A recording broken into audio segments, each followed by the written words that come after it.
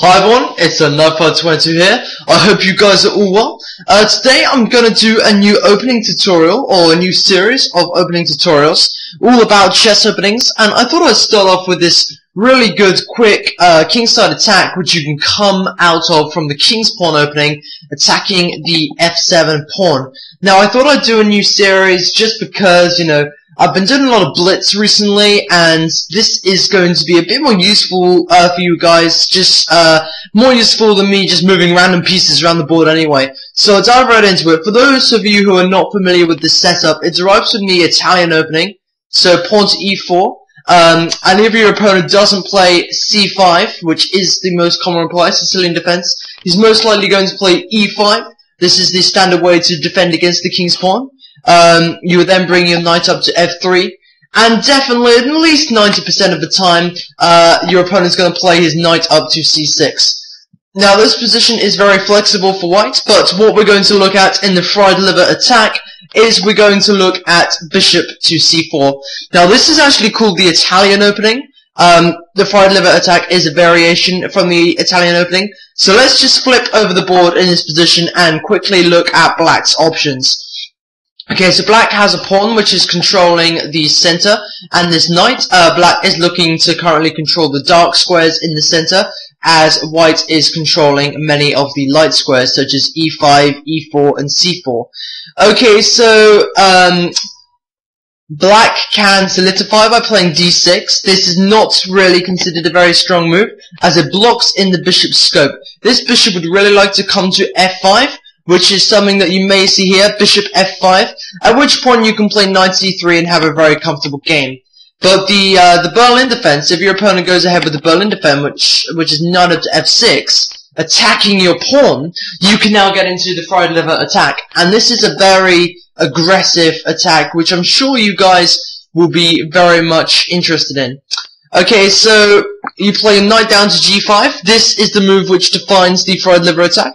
And if you look at the board from white's perspective now, white now has a very crushing attack on this f7 pawn. Now if you look at the ways that black can defend this, there's nothing much really he could do. He could play queen e7, and then when the knight takes, bring his bishop to g8, but that will resolve in knight d6 check on the next move, and bishop wins rook. Also, black would not be able to castle in that position, and even if black did manage to get back this knight and this bishop, he'd be down the rook and the pawn, and white would have a lot more attacking chances, and would be able to castle. Okay, so what you're most likely going to see here, the only sort of way to really effectively defend this threat, is to play the pawn up to d5. And from here, your bishop is being attacked, and also your pawn is going to be attacked, and you don't want to lose this f7 attack, so you're just going to capture here.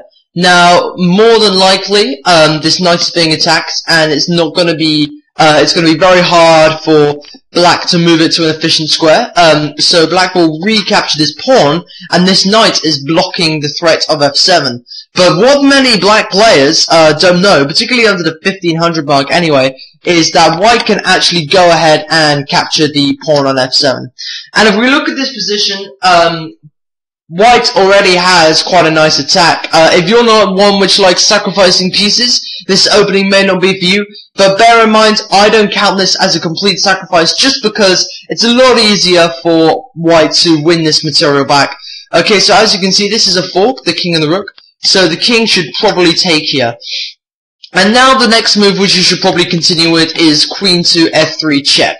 So, the great thing about this fried liver attack opening is, of course, there's not many variations, and this is obviously the main variation which I'm taking you through now, with the variation of d5, because there's no other way that black can defend that pawn. Okay, so now we're playing queen f3 check, and look at the king's options. Say if the king goes back to g8,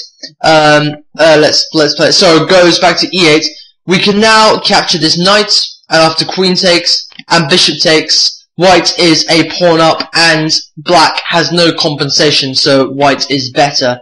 If something, let's just get to the position, if something different happens, say if black made a really silly move, like queen to g8, this would just end in defeat. Bishop takes, and if you look, there's no defense against the checkmate, black must take with the queen, and black just throws pieces in front of the king. But of course, there's a very easy checkmate there. So that's not a very good idea. Why do I keep going back to this position? We need to go to the queen f3 one. Okay, sorry guys, there we go. So the most common move for black in this position is just to play the queen up to e6. And from here you can make a lot of threats, but one of them is definitely knight c3, putting a lot of pressure on this knight. And it is going to be very hard for black to defend. A common move now is to play the knight down to b4, attacking this fork here, and also defending this knight. So say for example, a good move in this position, I think, is d4, and still if your opponent comes down to fork this, you can play king over to d1, and if your opponent actually takes that now, you would just have an absolutely crushing attack. So maybe bishop takes here, winning back some material, king back to e7, which would obviously be stupid because it allows this, king across, winning queen. Sorry, let me just show a different variation. Bishop takes d5. Where else can the king go? The king can go here. You can just capture here and win a tempo. And as you can really see, the black king is going to be really surrounded, with these pieces. Obviously, you can't go back here because of all these threats. And, even though you have sacrificed this rook down in the corner, you can just see the attack. Maybe if black, maybe want to do something different. But bishop takes knight is definitely the best move. The king, I think d6 is the only really good square. He can go back to d7. And then I would recommend, what would I recommend? Probably something just like a rook over to e1, getting this rook along this open e-file. You want to continue checking that king as many times as possible. Maybe something like queen down to f5. It's a really crushing attack. This bishop is still protected. You can take here or whatever, and then your king can go back. You've always got this threat of winning the queen here. Like this, and it's going to be very hard for your opponent to defend against all sort of checkmate threats coming along here. So it really does crush your opponent. And let me just remind you of the setup again here. This is if your opponent plays the key move knight up to f6. Let me just show you if he does play bishop to f5.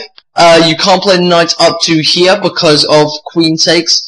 So maybe you can either, in this position, either play the knight up to c3 and go for sort of an equal setup here, or you can play c3, and then maybe after knight f6, you build up the center here with d4. This is actually a gambit. Pawn takes, and maybe after this bishop retreats, you can play e5 and attack the knight. So thanks so much for watching, everyone. That was the fried liver attack. I hope you enjoyed it very much, and I'll see you next time, guys. Hoping you're all well, and good luck with your chess. Goodbye.